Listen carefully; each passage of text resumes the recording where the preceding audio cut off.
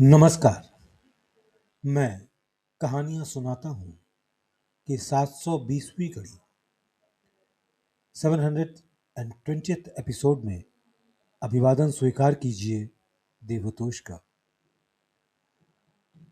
दोस्तों, आज सत्य का उदय हमने कल जहाँ पर छोड़ा था, आज उससे आगे चलते हैं। मेरे सहयोगी मुझसे अक्सर अपने अंदर की इस बेचैनी उत्पन्न करने की विधि पूछते हैं। बेचैनी का जो जिक्र कर रहे हैं उसकी रिलेटेड मैं 3-4 लाइनें पहले जो कल हमने छोड़ी थी वहाँ से पढ़ता हूँ, तब हम उसको आगे अच्छा रिलेट कर पाएंगे। शीघ्र ही लक्ष्य तक पहुँचने की बेचैनी से उत्पन्न होने वाले अथक प्रयत्नों से साक्षात्कार पर हमारे कदम और भी तेज हो जाते हैं और हम कम से कम समय में सरलतापूर्वक सफलता के द्वार तक पहुँच जाएंगे। शीघ्र सफलता की यही सबसे सरल और कुशल उपाय है। मेरे सहयोगी मुझसे अक्सर अपने अंदर इस प्रकार की बेचैनी उत्पन्न करने की विधि पूछते हैं। मैं उनसे कहूँगा कि लक्ष्य के प्रति तीव्र प्रेम उन्हें स्वयं ही उस तक पहुँचा देगा। जब हम गहरे प्यार में होते हैं तो प्रेमास्पद से नज़दीक होने के लिए स्वभावतः बेचैन हो जाते हैं। जब हम संसार की किसी वस्तु को अत्यधिक प्यार करते हैं तो उसका ध्यान हमारे मन में बार बार आता है और हम उसे बार बार सोचा करते हैं। हृदय में ईश्वरीय प्रेम उत्पन्न करने के लिए हमें इस तरीके को केवल उलट देना पड़ेगा। यदि हम ईश्वर को बार बार अथवा दिन के अधिकांश भाग में याद किया करें तो हम स्वतः उसके प्रति प्रेम का अनुभव करने लगेंगे और यदि इस प्रेम को लगन पूर्वक बनाए रखेंगे तो हमारे हृदय में शीघ्र अतिशीघ्र ईश्वर मिलन के लिए भी बेचैनी पैदा हो जाएगी।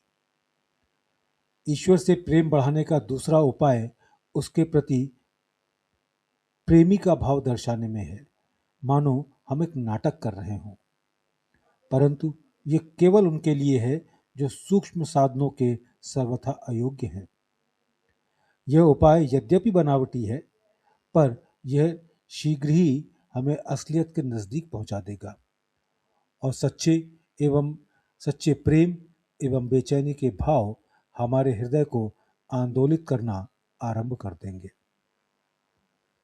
साक्षात्कार के लिए सबसे महत्वपूर्ण बात अपनी स्वयं की योग्यता एवं सफलता की प्राप्ति में आत्मविश्वास है।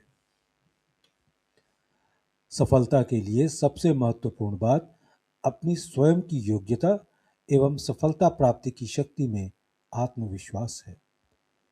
एक क्षण के लिए भी यह सोचना असंगत होगा कि हम पूर्णता की उस उच्चतम अवस्था को, जिसे अब तक प्राचीन काल के महानतम ऋषिगण भी कभी ही प्राप्त कर सके हों, प्राप्त करने के लिए किसी तरह भी शक्तिहीन या अयोग्य है। हमें बाधाओं एवं कठिनाइयों की परवाह न करके एक वीर सैनिक की भांति साक्षात्कार के पथ पर पूर्ण श्रद्धा एवं विश्वास के साथ बढ़ते जाना चाहिए। निराशा एवं उत्साहहीनता हमारी इच्छा शक्ति को कमजोर तथा हमारी दृढ़ता को छिन्न भिन्न कर देती हैं। हमें वीर हृदय से बाधाओं को झेलना चाहिए तथा निराशा की भावना को, जो आध्यात्मिक जीवन की सबसे बड़ी त्रुटि एवं घातक विष है, अपने अंदर कदापि न लाना चाहिए। आध्यात्मिक खोज में लगे हुए मनुष्य की उन्नति के लिए समभाव एक आवश्यक गुण है। यह एक अत्यंत व्यापक शब्द है और मानव व्यापार की सभी पक्षों को अपने भीतर समेट लेता है। इसका अर्थ है सभी चित्त वृत्तियों का संतुलन, अर्थात किसी कार्य विशेष के लिए जो कुछ भी तत्कालीन परिस्थितियों में सहज रूप से आवश्यक हो, उससे कुछ भी कम या अधिक न करके हम वही करें और उसके किंचित मात्र छाप हमारे मन पर न पड़े। आजकल साधारणतया लगभग सभी जगह पर यह संभाव हमें डगमगाया दिखाई देता है। इसका मुख्य कारण ये है कि हमारे सामने जो भी चीज आती है, हम उसे अनावश्यक रूप से महत्व देने लगते हैं और उसे अपनी विचार शक्ति द्वारा पुष्ट करते रहते हैं, जिसका परिणाम ये होता है कि वह अन्य सभी वस्तुओं की अपेक्षा अधिक दृढ़ हो जाती है। हम यही आदत बना लेते हैं और अपनी विचार शक्ति को छिन्न भिन्न वस्तुओं पर न्यूनाधिक प्रगाढ़ता के साथ लगाते रहते हैं। अशांति और मानसिक द्वंद्व के अतिरिक्त इसका अन्य कुछ परिणाम नहीं होता और यही हमारे सभी कष्टों एवं दुखों का मूल कारण है। जब तक समभाव और संतुलन पुनः स्थापित न हो जाए, साक्षात्कार संभव नहीं है। जब तक समभाव और संतुलन पुनः स्थापित न हो जाए, साक्षात्कार संभव नहीं। समभाव की यह स्थिति सृष्टि रचना के समय की असली हालत से, जब सब कुछ पूर्णतया संतुलित अवस्था में था, बिल्कुल मिलती जुलती है। सृष्टि रचना के बाद जैसे जैसे समय बीतने लगा, खराबियां आने लगी। हमारी शक्तियां एवं अनुभूतियां संतुलन खो बैठी और प्रत्येक वस्तु अव्यवस्थित हो गई। उसमें पुनः संभाव लाने के लिए अब हमें अपनी चित्तवृत्तियों को नियंत्रित करना होगा। संभाव लाने के लिए हमें जीवन के बाह्य आचरण पर विशेष ध्यान होगा, जैसे शिष्ट और नम्र वचन, शील युक्त व्यवहार, सहयोगियों के प्रति प्रेम एवं सहानुभूति, बड़ों के प्रति आदर, प्रतिशोधहीन स्वभाव आदि। ये आदतें हमारे निर्माण में बहुत सहायक होती हैं। समभाव प्रकृति का स्वाभाविक गुण है। यदि हम पूर्ण समभाव प्राप्त कर लें तो एक अर्थ में हम प्रकृति के अनुरूप हो जाते हैं और यही आध्यात्मिकता का सार है। अंत में सफलता का सबसे महत्वपूर्ण एवं अमोघ साधन प्रार्थना है। अंत में सफलता का सबसे महत्वपूर्ण एवं अमोघ साधन प्रार्थना है। यह ईश्वर से हमारा संबंध जोड़ देती है, जिसके प्रति हम अपने को प्रेम एवं भक्ति से समर्पण कर देते हैं। प्रार्थना के समय हम उसके सामने एक अकिंचन दास की भांति विनम्रता पूर्वक खड़े होते हैं और अपनी वास्तविक दशा को बताकर अपने को बिल्कुल उसकी इच्छा पर छोड़ देते हैं। प्रार्थना का यही विशुद्ध रूप है। एक सच्चे भक्त की भांति हमें भी मालिक की इच्छा में ही संतोष मानना चाहिए।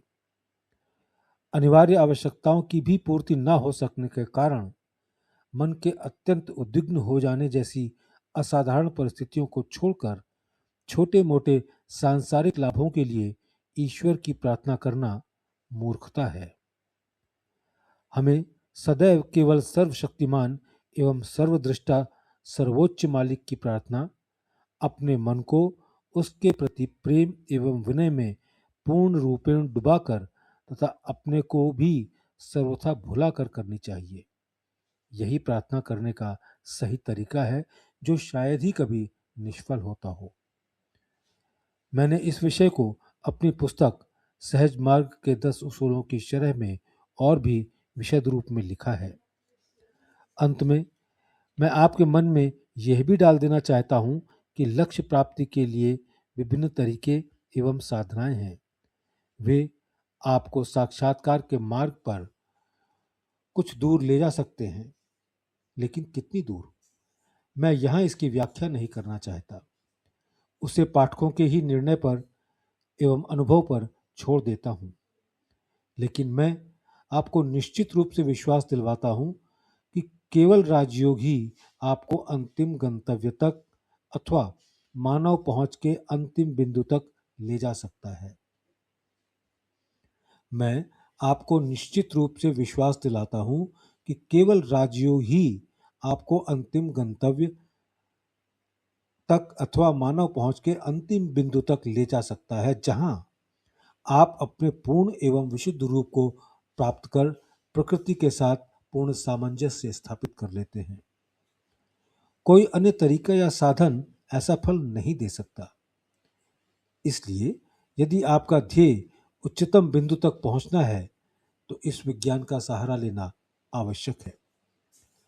इसके लिए एक सच्चे एवं योग्य मार्गदर्शक की सहायता अनिवार्य है, पर साथ ही आजकल उसे पाना एक गंभीर समस्या है। मैं आपको विश्वास दिलाता हूं कि एक सच्चा खोज करने वाला उसे पा लेने में कभी विफल ना होगा। दोस्तों, इसके साथ ये चैप्टर साधन और उपाय समाप्त होता है। हम आज का पाठन यहीं रोकते हैं। इसके आगे का भाग हम कल सवेरे दूसरे अंक में लेंगे। इससे पहले कि मैं इस एपिसोड को ख़त्म करूं, मैं एक चीज़ और आप लोगों के साथ शेयर करना चाहता हूं। कल मैंने बात करी थी एक एपिसोड में नफ्स के बारे में, मन के बारे में, जिसमें मैंने बताया था कि 3 तरीके के मन होते हैं: नफ्स अम्मारा, नफ्स लव्वामा एवं नफ्स मुतमइन्ना। कुछ संतों ने इसके आगे 3 और नफ्स बताए हैं। एक होता है नफ्स मुल्हिमा, वह अवस्था जहां दिल में अच्छे ख्याल और इल्हाम आने लगते हैं। इल्हाम कहते हैं दैवीय ऑर्डर, डिवाइन ऑर्डर्स को। एक होता है नफ्स राजिया। नफ्स राजिया कहते हैं अल्लाह की हर रजा पर राजी रहने वाला नफ्स। अल्लाह की हर रजा पर राजी रहने वाला नफ्स। एक होता है नफ्स मर्जिया, वो नफ्स जिससे अल्लाह राजी हो। इंसान का अखलाक और किरदार बहुत ऊंचा हो जाता है।